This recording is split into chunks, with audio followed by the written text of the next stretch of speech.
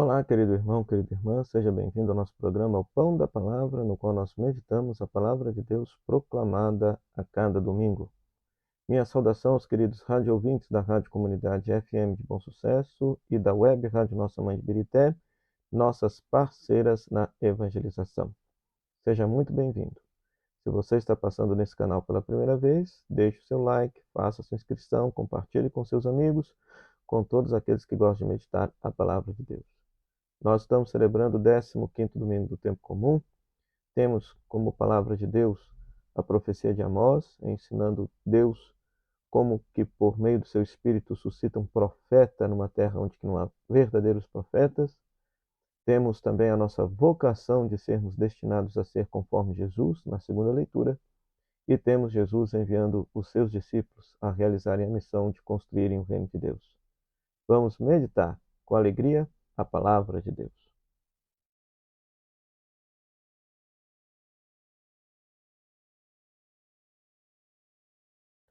Na primeira leitura, nós temos Amós, capítulo 7, versículo 12 a 15. Então é muito interessante porque o Amazias, que é sacerdote lá de um templo no Reino do Norte, quer proibir Amós de exercer a profecia. E a resposta do profeta Amós é que surpreende. Eu não era profeta nem filho de profeta, era pastor de gado e cultivava sicômoros. Foi o Senhor que me tirou de lá e disse, vai profetizar ao meu povo Israel. Ora, no antigo Israel havia os profetas populares, os profetas do templo, os profetas da corte e aqueles que não eram nem considerados profetas. Né? O profeta era aquele que intermediava a ação de Deus e o povo, a palavra de Deus para o povo. Então, os profetas do templo e da corte eram pagos pelo rei. Então, normalmente, eles falavam em nome de Deus para agradar os ouvidos do rei. Nós tínhamos também os profetas, vamos chamar assim, os profetas ditos populares, que eram aqueles que o povo recorria nas suas necessidades, de enfermidades, de problemas comuns, etc. Né?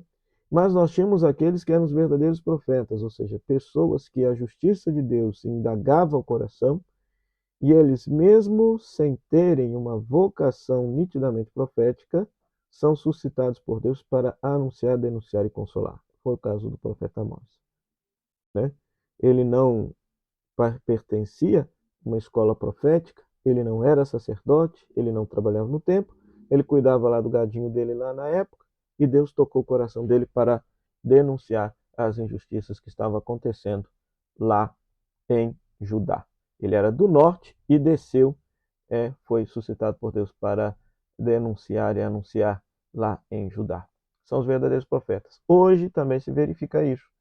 A igreja, conduzida pelo Espírito Santo, deveria ser porta-voz de uma palavra de profecia diante das injustiças que se tem no mundo, mas muitas vezes o que se nota é que instâncias sociais, grupos sociais ou pessoas que nem frequentam uma religião, muitas vezes têm uma palavra de denúncia das injustiças muito mais incidente do que a palavra da igreja, do que a palavra daqueles que seguem a Jesus. Algo a que nós precisamos pensar e nos questionar se nós estamos matando em nós o espírito de profecia, a palavra de profecia. E o paralelo dessa leitura está justamente no Evangelho, quando Jesus, no capítulo 6 do Evangelho de Marcos, começa a enviar os 12 apóstolos, dando-lhes poder sobre os espíritos maus, dizendo da austeridade que eles devem praticar e, da mesma forma, se o povo acolhe a palavra desses apóstolos, louvado seja Deus, mas se não acolhe, então que eles deveriam sacudir inclusive a poeira dos pés. E aí os apóstolos partiram e pregaram a conversão, metanoia, nessa tradução portuguesa, arrependimento. Ou seja, o final do evangelho mostra que os discípulos, então agora apóstolos de Jesus, fizeram a mesma coisa que Jesus fazia. Pregar a chegada do reino de Deus, a mudança de vida em função da chegada do reino de Deus e a prática da misericórdia em relação aos que sofrem, doentes, famintos, endemoniados, como sinal de que o reino de Deus estava chegando. Então, os discípulos foram profetas também, foram enviados por Jesus para realizar aquilo que Jesus mesmo fazia. Então, é sempre bom recordar que nós hoje aqui somos os discípulos e missionários de Jesus. Então, de igual maneira, nós hoje temos a missão de anunciar a proximidade do reino de Deus que está aí às portas e, sinalizando esta chegada do reino de Deus, praticar as obras de misericórdia para com todos aqueles que sofrem e, ao mesmo tempo, pregar a conversão, a mudança de vida, sobretudo desse estilo de vida capitalista, consumista, destruidor do meio ambiente, esse jeito de viver egoísta, muitas vezes justificado por falsas religiões, religiões que se dizem cristãs, mas que no fundo pregam um individualismo exacerbado, uma falta de espírito comunitário, uma irresponsabilidade diante dos irmãos que sofrem. Então, tudo isso nós devemos ter em mente, que deve ser a denúncia que deve ser feita. O Papa Francisco, por meio de seu magistério, tem sido um verdadeiro profeta, tal qual São João Batista, que muitas vezes não é escutado, mas pelo menos está botando a boca no trombone diante de inúmeras situações erradas, injustas que acontecem tanto na igreja quanto no mundo e na sociedade. Já a segunda leitura nos convida a dar graças a Deus por esse mistério tão belíssimo da nossa salvação. Né? Efésios capítulo 1, versículo 3 a 14, vai nos ensinar que antes que o mundo fosse criado, Deus nos escolheu, Deus nos predestinou a sermos conforme o seu Filho amado. Ou seja, antes da criação do mundo, Deus nos escolheu para que nós fôssemos santos e irrepreensíveis no amor. Então, existe uma predestinação à salvação, uma predestinação à vocação à santidade, que pode ser realizada ou não, dependendo da nossa abertura à graça de Deus.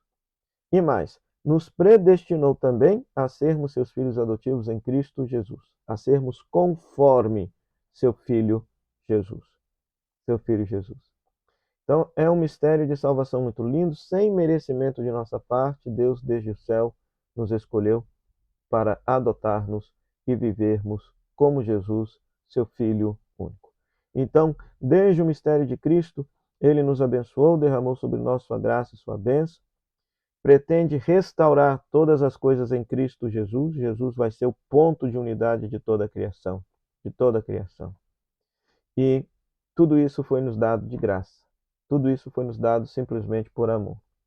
Então, eu convidaria, inclusive, você a tomar a sua Bíblia, abrir Efésios capítulo 1, versículo 3 a 14, e fazer a leitura orante desse texto, rezando, dando graças a Deus por esse bonito mistério, por essa bonita vocação de ser salvo, de ser conforme Jesus, de ser conforme o próprio Filho de Deus.